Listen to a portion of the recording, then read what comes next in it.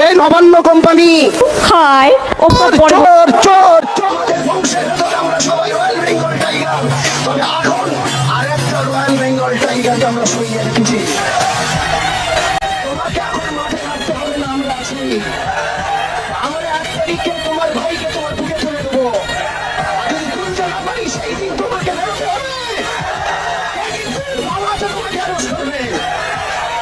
আমাদের প্রার্থী পীরজাদা কাশেম সিদ্দিকী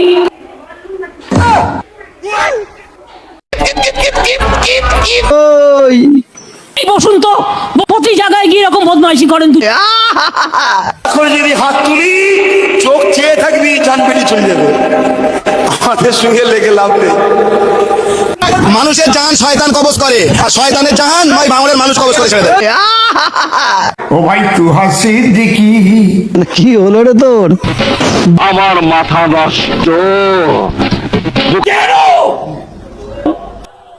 মহাভারত নজরুল ইসলাম লিখেছিলেন। কি বলে? মহা মুশকিল ভাই। लवणे न भोज्यम। রাজনীতি বুঝেছি না, তাই আলোচনা সমালোচনা কোনোটাই করি না। তবে একটা কথা বলতেই হবে, বর্তমানে রাজনীতি আছে কিন্তু নীতি কোথায়? যারা বর্তমানে রাজনীতির সঙ্গে ইসলাম ধর্মকে গুলিয়ে দিচ্ছেন এবং বলছেন যে রাসূলুল্লাহ রাজনীতি করেছেন, হ্যাঁ ভাই করেছেন, কিন্তু তফাৎ আছে বস। ক্ষমতার নেশায় রাজনীতি চলে, লাভ আর স্বার্থে সব হিসাব মেলে। শুধুমাত্র ক্ষমতা ছিল না নবীর ধর্ম, মানুষের কল্যাণেই ছিল তার কর্ম। মিথ্যা আর ছলনায় ভরা রাজনীতির খেলা মানুষকে ব্যবহার করে চলে ধ্বংসলীলা।